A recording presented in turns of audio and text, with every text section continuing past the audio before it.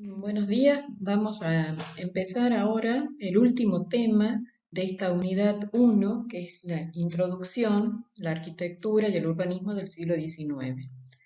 En esta oportunidad vamos a ver los nuevos caminos, es decir, aquellas corrientes o movimientos que se plantearon en el siglo XIX, pero apoyados o bien negando la tecnología y los nuevos procedimientos constructivos y nuevos materiales.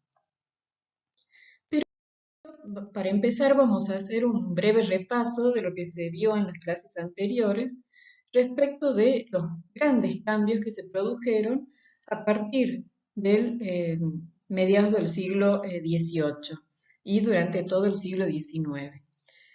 Uno de esos cambios tiene que ver con los aspectos políticos, que son las revoluciones, la revolución estadounidense, la revolución eh, francesa y luego las revoluciones en Hispanoamérica, que van a buscar nuevas formas representativas de gobierno. Luego están los cambios producidos a nivel de la producción, esta producción en serie, en masa, que se realiza a partir de la industrialización. Luego, lo que se produce como consecuencia de la revolución industrial, esa enorme revolución que significó en los medios de transporte, que ampliaron totalmente el intercambio, tanto comercial como social. Luego está en los aspectos sociales, con el crecimiento enorme de la población que se produce en las ciudades, ¿no? Que estaban industrializándose, que acogían a las primeras industrias en su interior. La revolución económica con el surgimiento del capitalismo, esto que trajo en un primer momento la deshumanización del trabajo y la rutina mecánica. Y todos estos cambios influyeron sin duda en la ciudad existente, llevándola a perder su calidad de vida ambiental. En cuanto a las corrientes eh, que nosotros identificamos como continuidad de la tradición, tenemos el neoclasicismo. Eh, los neos son como una vuelta a un revival del estilo clásico, y que se apoya en los principios y modelos de la arquitectura de la antigüedad clásica griega y romana y también, por cierto, del Renacimiento. Se van a caracterizar por estas plantas centralizadas, sus estructuras van a ser compactas y de claridad compositiva, se van a generar a partir de ejes de simetría y van a conformar volúmenes elementales basados en la geometría más pura.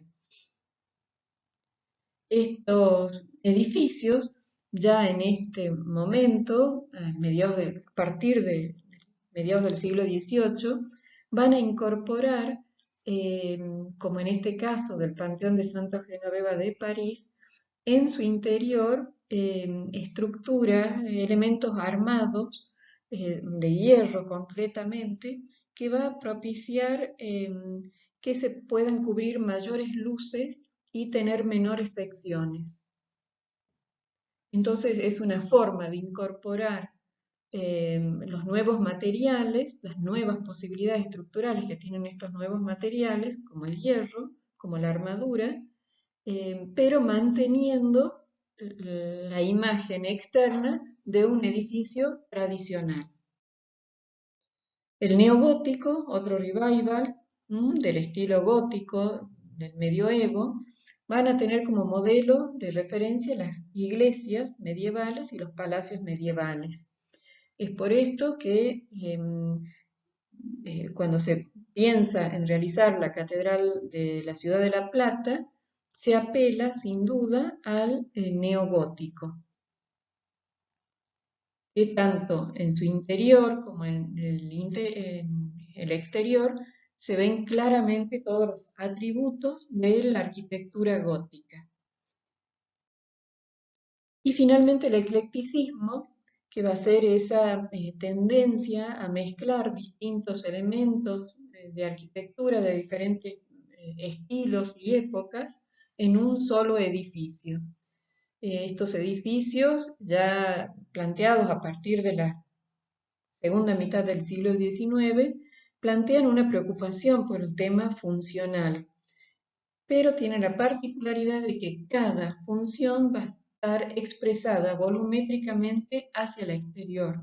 Entonces así vamos a ver cómo van a destacar los accesos, por ejemplo, o en el caso de la Ópera de París, el sector de la escena o el sector de la sala, etc.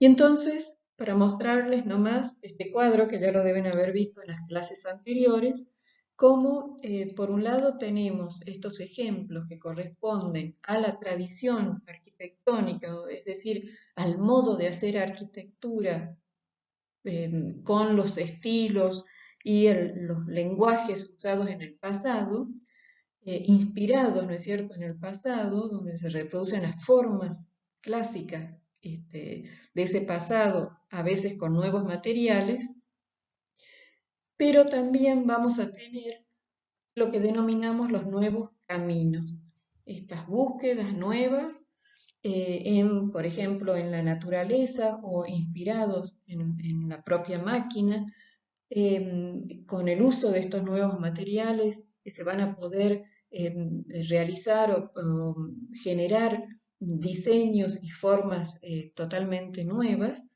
y se van a apoyar también en la estandarización, en la racionalización, en la producción en serie o producción en masa de nuevos tipos arquitectónicos.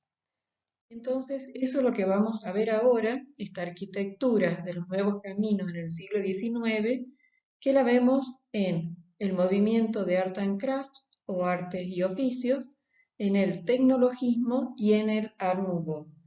Son tres corrientes, podríamos decir, que se dan prácticamente en simultáneo a lo largo del siglo XIX.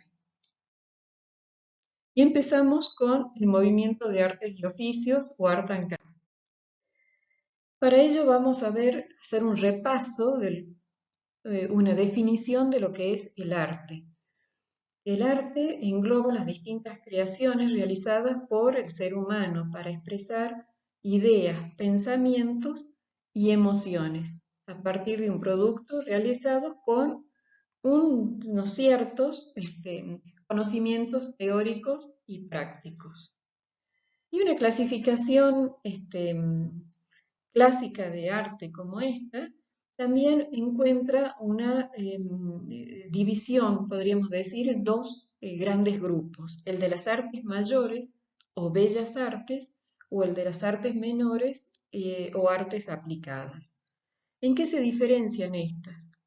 En que las artes mayores son formas del arte que tienen principalmente una finalidad estética donde prima el buen uso de la técnica.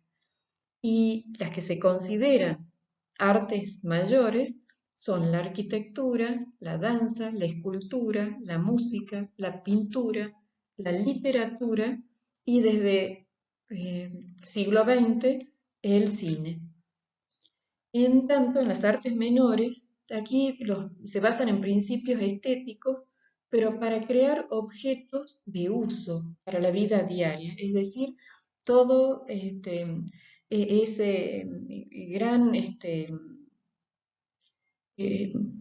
gran grupo de objetos que se realizan a partir de las artesanías o de los oficios o de lo que está bien decir los artes y oficios. Ellos son la alfarería, la cestería, la fotografía, la orfebrería, el trabajo del vidrio, el diseño de moda y el diseño gráfico.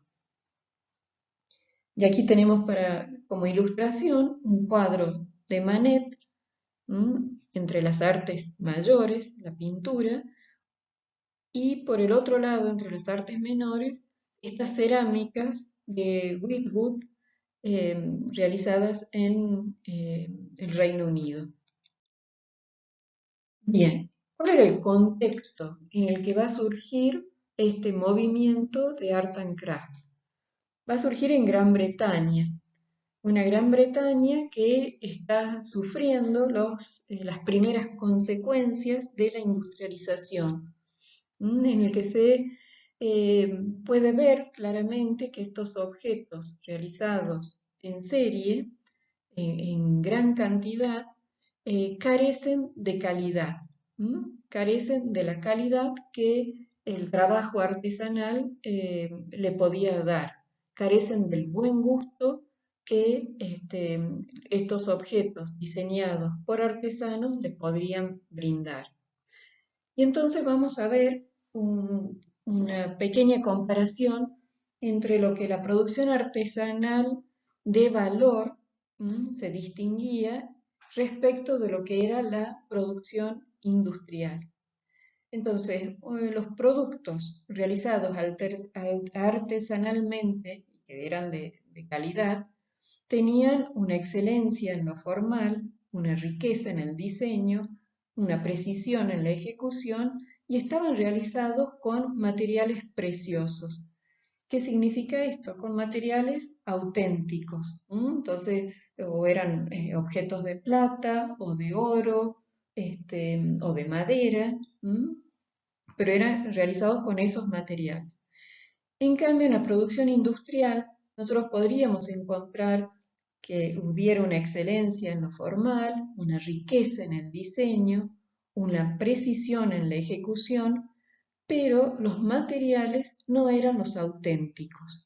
Se realizaban imitaciones de estos materiales para obtener un menor costo de los mismos, y con lo cual la calidad, por supuesto, disminuía absolutamente.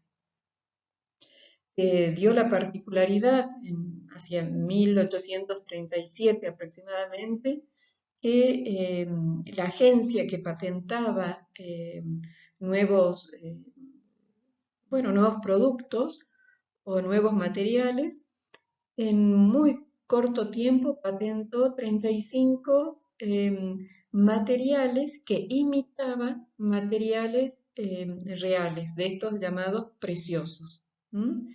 Entonces, ¿qué se vio? Al poco tiempo que esta producción en serie o por producir en mayor cantidad y a menor costo disminuía la calidad de los productos. Entonces, esto va a ser el motivo por el cual va a surgir el movimiento de Art and Craft, de artes y oficios, buscando mejorar la forma y el carácter de los objetos. ¿Cuál era el problema que traía la máquina en ese momento? Y entonces podemos hacer una comparación entre la producción artesanal y la producción industrial. En la producción artesanal la herramienta es la manual, la del hombre. En cambio, en la industrial es la máquina. La producción se realiza artesanalmente. En cambio, en la industria es una producción industrializada. ¿Dónde se realiza esta producción? En lo artesanal es en el taller. En cambio, en la industria, en la fábrica. El sistema se realiza por unidad en la producción artesanal, en cambio es en serie en la producción industrial. ¿Quién es el que realiza la producción artesanal? El artesano, una sola persona.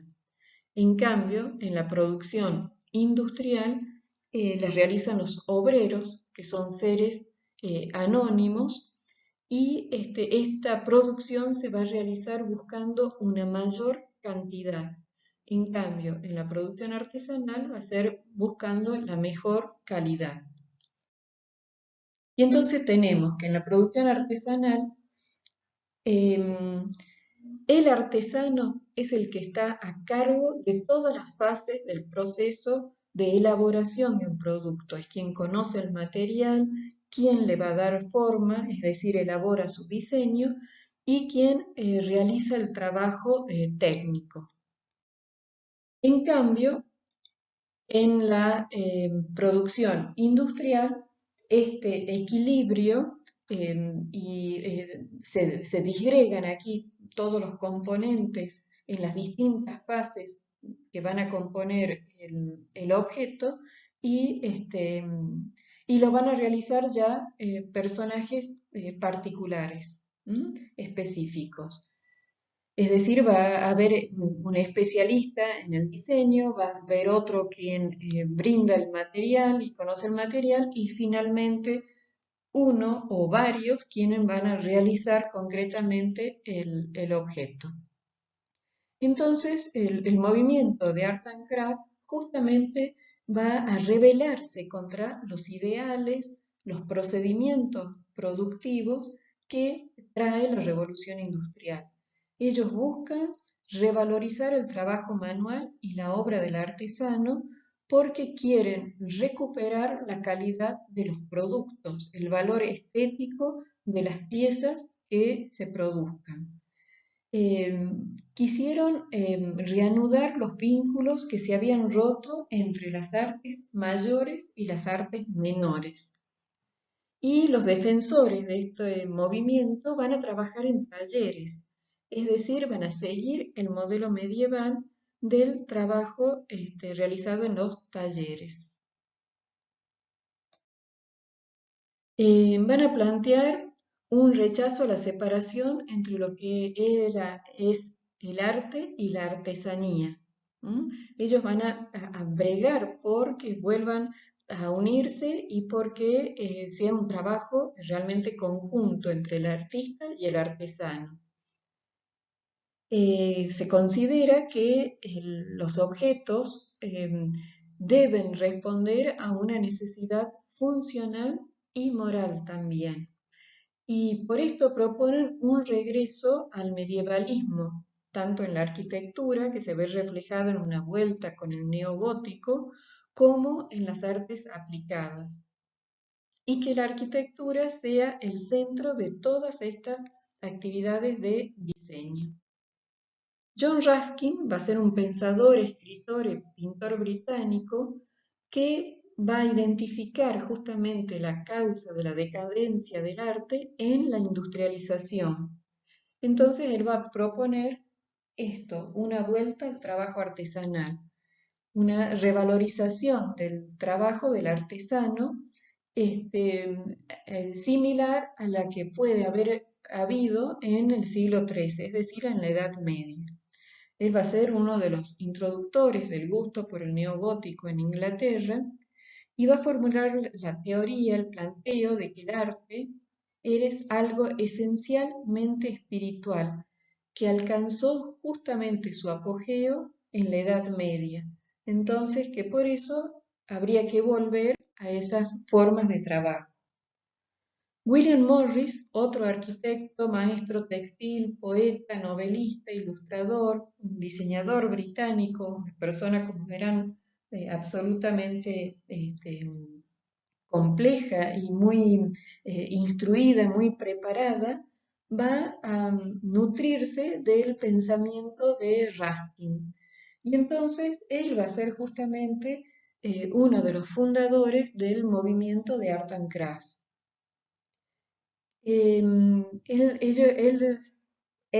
en el caso de Morris y el movimiento que él inicia, se va a nutrir de los ideales del medioevo, ¿no es cierto? Y preocupados por los efectos justamente que tiene la industrialización en el diseño y en la vida cotidiana. Rechazan la producción industrial por ser algo que está vacío, que carece de sentimiento y que por el proceso de fabricación deshumaniza a los trabajadores.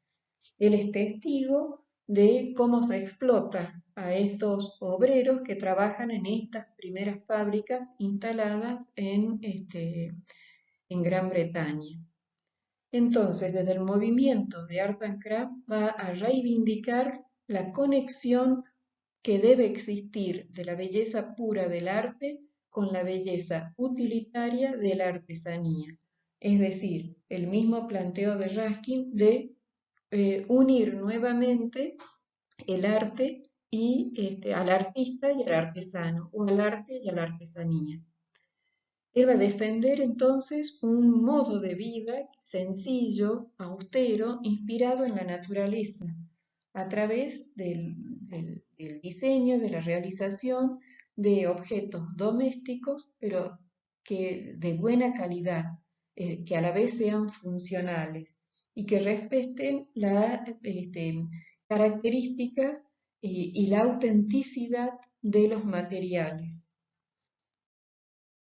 Él va a fundar una empresa primero con otros dos socios y luego ya queda él solo frente a la empresa, Morris y compañía, para realizar trabajos tanto de arquitectura como de trabajos artísticos. Él busca justamente borrar esa separación o aquello que separa entre las artes mayores y las artes menores. Realizan una exposición, realizan varias exposiciones para a partir de 1888, en las que se propone realizar un arte del pueblo para el pueblo.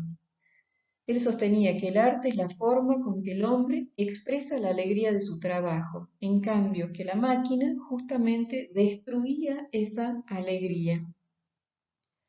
Sin embargo, con el paso del tiempo, Morris supo aceptar la máquina para realizar los trabajos. ¿Por qué? Porque este primer ideal, ¿no es cierto?, de realizar obras de forma artesanal en un taller, eh, se convenció que resultaban de un altísimo costo y que no llegaba a toda la sociedad, sino que era un grupo reducido, una élite, quienes podían comprar y acceder a esos productos. Entonces, él termina aceptando la dinámica industrial de la fabricación en serie, condicionándola a que sea el hombre quien la domine, quien le ponga los límites. Entonces, por eso podemos decir que Morris reduce la distancia entre el artista y la industria. El ejemplo que cabe aquí en Art and Crafts es la Casa Roja, una casa diseñada por Philip Webb, un arquitecto conocido de William Morris, al que él le encarga la realización de su propia casa, en la que Morris va a diseñar el equipamiento. Esta casa viene a ser como un manifiesto de sus ideas en la que busca revalorizar el trabajo artesanal frente a la producción industrializada. ¿Por qué decimos que es como un manifiesto de sus ideas? Porque él se va a instalar con sus amigos, con quienes comparte estos ideales, y van a realizar el diseño de todo el mobiliario, de los revestimientos interiores, del diseño, por ejemplo, de los aventanamientos, de los empapelados, de las alfombras, es decir, realizan un diseño absolutamente integral. En esta casa se puede ver que hay una integración, además, entre lo que es el edificio y su entorno. Esta casa está realizada íntegramente en ladrillos que no tienen revestimientos, de ahí el nombre de Casa Roja. Y el lenguaje que utilizan es el propio del gótico rural inglés. El aspecto exterior del edificio va a surgir directamente de la creación de los volúmenes que surgen a partir de las distintas funciones que se dan al interior. Y la obra va a reflejar la admiración por la autenticidad y la humanidad de los métodos constructivos medievales. El lenguaje en esta casa, o sea, se puede decir que esta casa es una casa pintoresquista. ¿Por qué? Porque en cuanto a la composición, se aleja completamente de lo que es la simetría, que sería una composición de una arquitectura clásica. Aquí hay, por el contrario, ejes quebrados, una composición, por lo tanto, asimétrica. Existe el factor sorpresa. hay múltiples alternativas de circulación al interior de la vivienda, es decir, no hay un único recorrido para hacer. Hay relación entre el espacio interior y el exterior. De hecho, las distintas funciones al interior se expresan volumétricamente al exterior. Todos los frentes son diferentes. Hay una serie de cuerpos salientes en diferentes planos respondiendo a cada una de estas funciones. Y la planta finalmente es una planta en L y donde hay un cuidadoso diseño funcional. ¿Mm? Se busca realizar ambientes interiores que sean absolutamente funcionales y vivibles para la familia. En el interior van a predominar materiales como la madera, el azulejo, el vidrio, que son materiales más naturales, que van a propiciar ambientes mucho más acogedores. Se va a buscar esa integración entre arquitectura, decoración y equipamiento. Y los cielos rasos y las paredes van a estar por lo general revestidas, ya sea con entelados o con madera. Se buscaba conseguir al interior la máxima luz, la máxima iluminación, entonces todas las habitaciones tienen aventanamientos adecuados para obtener la luz natural y la distribución y forma de las habitaciones van a responder a las necesidades precisas planteadas por los propietarios. Todos los elementos al interior van a recordar este mundo medieval y también vegetal, porque toda la ornamentación se va a basar en esos elementos vegetales propios de la naturaleza.